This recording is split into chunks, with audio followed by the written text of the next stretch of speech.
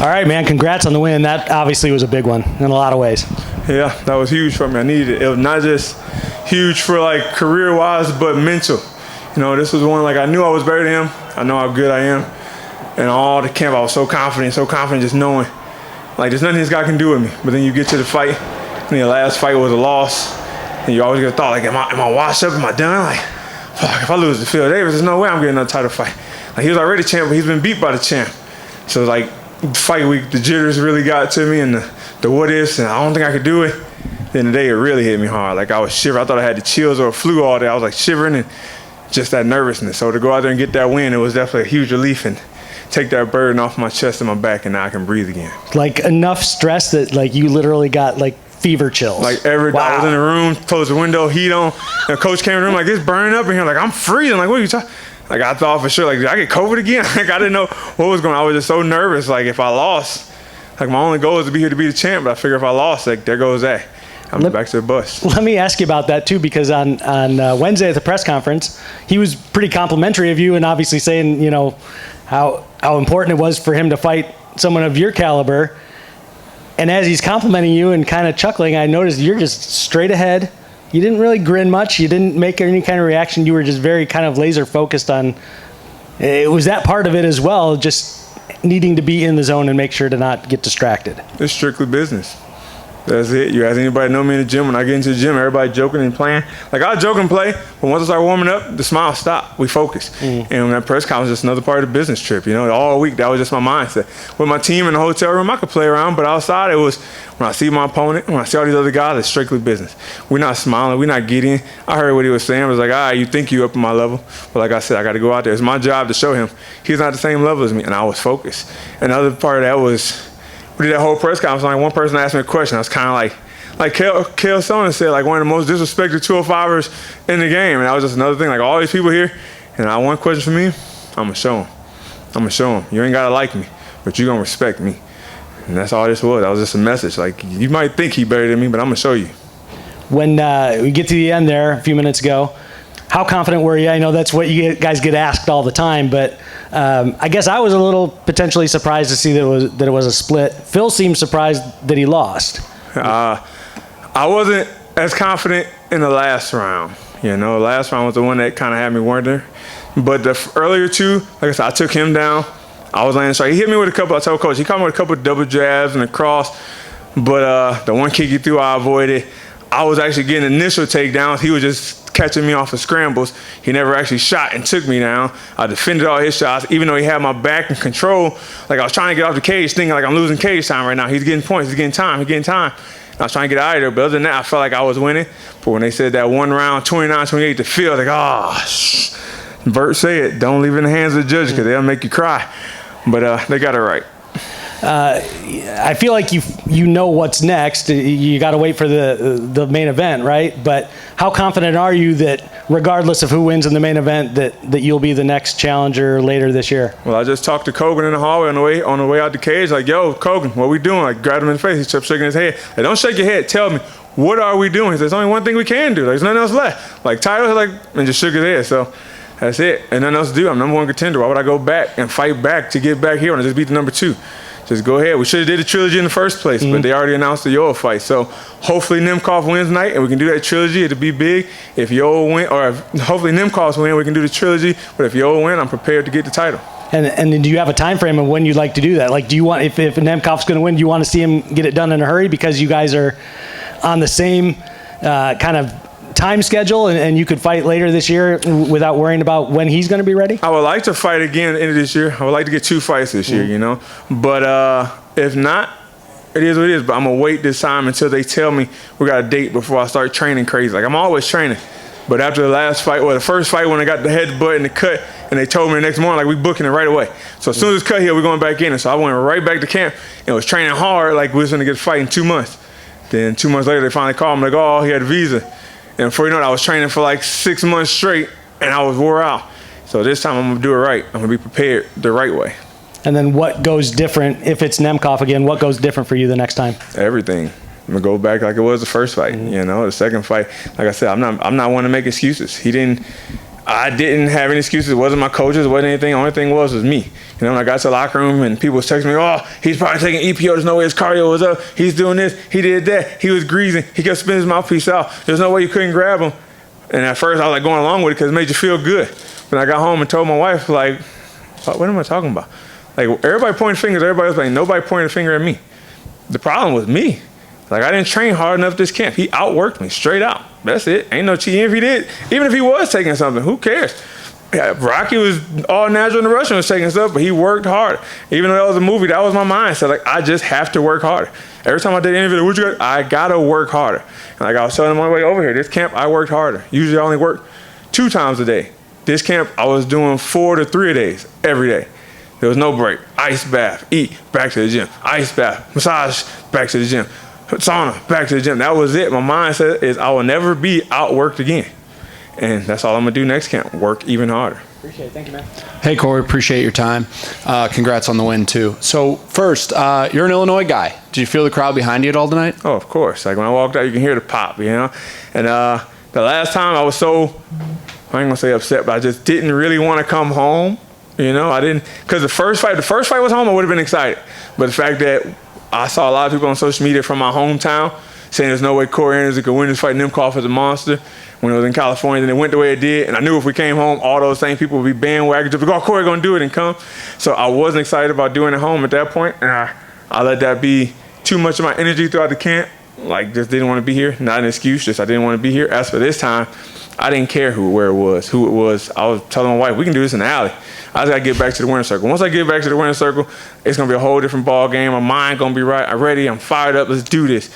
And we got there home, and today it was cool to see all the love. I saw my old high school wrestling coach in the crowd on the way out. One of my old football coaches from JV was here. Just people I haven't seen since 2007. I'm seeing their face on the way out, so that it made me feel good to be here.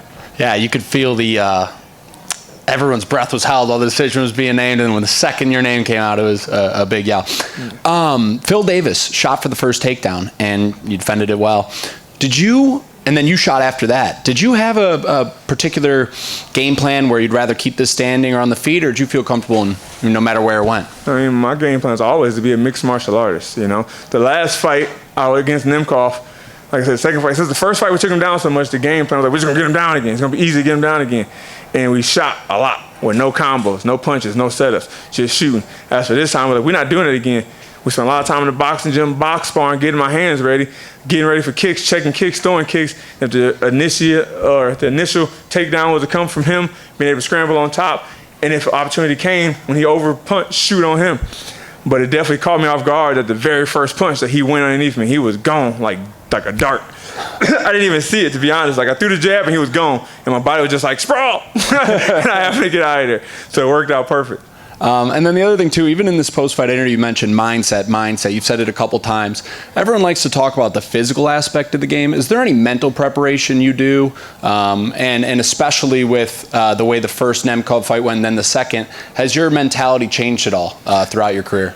I mean, mentality is the biggest thing. It is. You can be one of the greatest athletes in the world, but if you can't perform when it's time to get in the cage, that's a mental block. That's a mental problem. Like, I know a lot of college athletes, like guys I would wrestle in college in the room, that was just phenomenal. Just anybody come in the room and they just dust them. But they get into the match and they just couldn't put it together. They win some match, when the big match come, they would lose. And it's guys like that in fighting, like, oh, this guy's gonna be a world champion. And he get out there and he's like, oh, what was that performance, you know? Aldana last week against Nipsey, a mental thing, that's a big thing. So for me, you know, it's the belief, not just mental, but believing in your preparation. It's a wrestling club. I wrestle at Elite Wrestling Club in New Jersey, and that's the biggest sign I do. Believe in your preparation. Believe in your preparation. That's it. No matter what you do, you just got to believe it's going to work. It's the reason why you did it so much, hours after hours and out. Now you got to believe it's going to work. And I got this other thing I do called Brain Tap. They're a sponsor of mine, too. I've been using them for about 6-7 years. I talked about it on the Joe Rogan podcast. I've talked about it in fights and media. It's just something, it does like positive affirmations and other things, like you can sleep and it's putting messages in your head. Like this week I was doing it a lot because that mental thinking, like the what if. And one of the things was like get rid of negative thinking into a positive mindset. So I was gonna say it was like 25 minutes and listen to it all the time before I go to bed. And I wake up feeling good and I do a great practice and then If I go to sleep without doing that brain tap, I wake up again with that mindset, like, oh, would it? And I put it back on, and it was over. I did it again before I came to the arena, and I was just like, all right, we here. No more negativity. We can beat this guy every which way. Let's do it. All right, last question, then I'll let you go.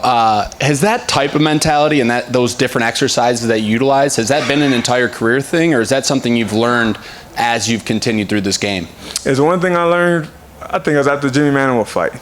You know what I mean? When I got knocked out, my first main event, I was knocked out. And I went back and watched that fight, and I know how much better I am than that. But the mindset, thinking like, oh, he's such a high-level guy, there's no way I can compete. If he hit me with that left hook, I'm going to go out. And exactly what he did, he hit me with the left hook, I walked right into it. It's like I talked it into existence.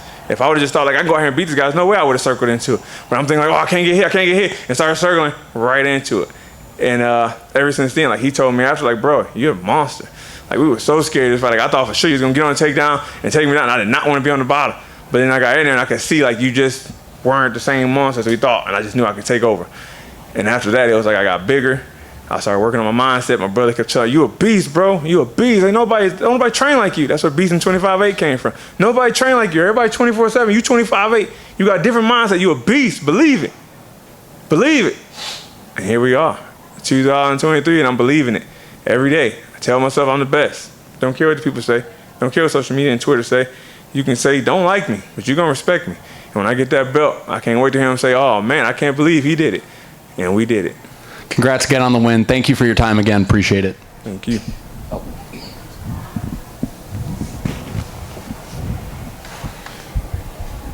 Just a quick one from me. You had mentioned how the Chicago crowd really got behind you. I was just curious, would you be interested in potentially fighting in Chicago once again later this year if it does happen to be that coveted title fight with Nemkov, or does the location not really matter to you as much? Location doesn't really matter. You know, for my wife's sake, I want to travel. You know, that's one of the perks of fighting. That's the perk of fighting. You get to travel the world, see different states, different countries. You know, it'd be nice to do like that Dublin card or Paris card. Like I've seen the crowds there. It'd be awesome to do something like that. But, yeah, you know, we've been to Chicago twice. And this is home for us, you know. It's 2 hours from my wife's parents. It's 2 hours from mine. So we come here often. We see these people all the time. Like, I love my people, but I want to go see some other faces, some other accents, and learn some different stuff, some different food, and learn different cultures. That's what this game is for. And just one more follow-up for me. How do you think the main event plays out, and who do you think wins the fight? I mean, I'm thinking and I'm hoping Nemkov gets it done.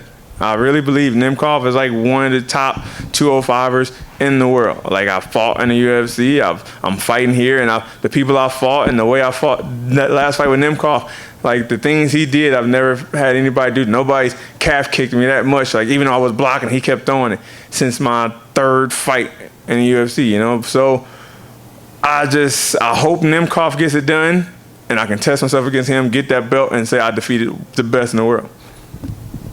Corey, just one from me. You talked about developing that confidence. How long did that take you to do that in mixed martial arts? Was that something you just developed throughout your whole career? I'm just curious, how have you been able to do that? And you talked about the mindset. What have you done to create that kind of mindset where you're always having that positive thinking? I'm looking off in space. I'm trying to think of the day. I remember the exact day. It was 2020, helping DC for the trilogy fight with Stipe Miocic. I was out there. It was my first time sparring after getting knocked out by Jan Blachowicz, and I remember just being I was so scared to go back to sparring after getting knocked out, and I had like this whole hospital scare and all this stuff later on. I was scared, like, what would happen if I get hit again, so I didn't spar. And DC talked to my coach, and I went out there to help him. And I remember that first spar back, we went at it. We went 5 rounds. I remember we got in the car, and he did a little Instagram, like, yo, we just did this good work, blah, blah, blah. Corey, my man, this dude's a beast. Then when he got off, he looked at me like, no, I'm dead serious. Like, you're a beast, bro. Like, only person that can go 5 rounds with me like that is Cain Velasquez. And we see what he do. There's no reason in the world you should be losing. There's no reason in the world you should not be the UFC champ. This one I was saying, you're the UFC champ by the end of this year. Like, there's nobody out there that can do that, what you just did. Like, you got to believe, bro. Like, you are really that good. You just make mistakes. There's no more mistakes that can be made. And it was that moment. I remember calling my wife, like, yo, I just did rounds with DC. And he swore, like, I'm probably one of the best dudes he ever went with, one of the better dudes he ever went with. She's like, yeah, I've been telling you, like one of the greatest. Like, I've been all over. She was a GM at Rufus Sports. Like, I've seen people come in, and nobody works like you do. You just got to believe it. And after that instant, like, I finally believed it. Like, I am that good. Sometimes I just take an outside voice for you to hear it.